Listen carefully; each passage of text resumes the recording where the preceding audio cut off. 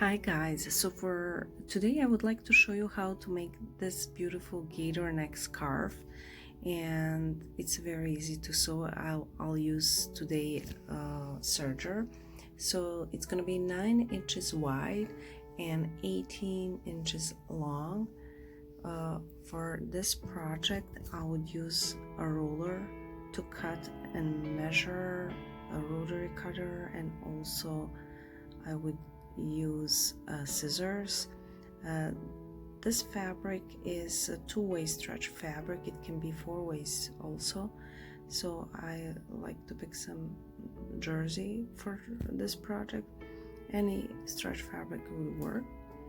So let's get started. So the first thing, we shouldn't forget that we need to double the fabric. It's gonna be 18 inches and we need to leave half-inch seam allowance because we're gonna use a serger. So length is gonna be the same, 18 inches, and in this project I'm gonna leave on purpose raw edges, so it's gonna be 18.5 inches with 18 inches, more like a rectangle shape.